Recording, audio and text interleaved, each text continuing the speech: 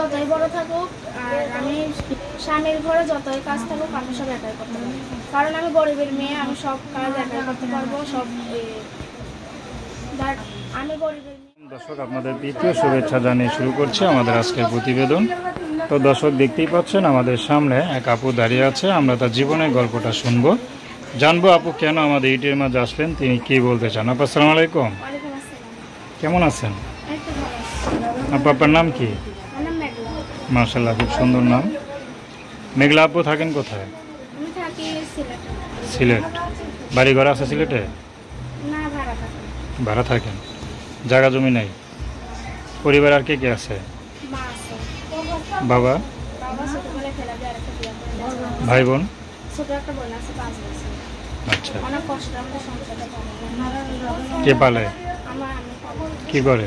আমার মাটা ছোটবেলা থেকে অনেক কষ্ট আমাদের আমার মাটা কাজ করতে পারে না, আমি নিজে এখন কাজ করি। আমার মাটা সেলাই মেশিনে কাজ করে।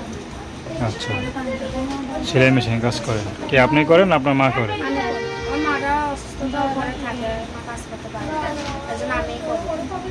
তো ইউটিউবে এখন দাঁড়ালেন কি উদ্দেশ্য নিয়ে? এই যে একটা মনের মতো মানুষ যদি পাই, বিয়ের সাথে বসবেন নাকি প্রেম বিরিত করে টাকা পয়সা খায়া ছেড়ে দেবেন, কোনটা? না না, সব মেয়েরা কি তা আপনি ভালো না মন্দ কিভাবে বুঝবে? আর ফোনে যোগাযোগ করবো। ফোনে যোগাযোগ করবেন, কথা বললে বোঝা যায় কি? প্রেম ভালোবাসা করবো না যে আমার সরাসরি বিয়ে করতে পারবে, আমি সেরকম একজন মানুষ। মানে প্রেম ভালোবাসা কি বিশ্বাসী না? আমি প্রেম ভালোবাসা বিশ্বাস করি। আচ্ছা, সরাসরি বিয়ে করবো। পড়াশোনা কত দূর করছেন? পড়াশোনা করতে পারি না, বেশ অল্প কিছু করছিলাম, টাকা পয়সার জন্য করতে পারি না।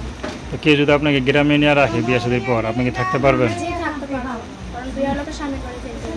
যেখানে নিয়ে যাক আপনি নিজেকে মানায় চলতে পারবেন? হ্যাঁ পারবো। যদি পরিবার বড় হয়, দেখা গেলো সব কাজ কাম আপনাদের করতে হইব।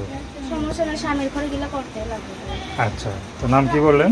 মেঘলা। তো তার নাম্বারটা হচ্ছে 01828398743। আমি নাম্বারটা আবার বলছি, 01828398743।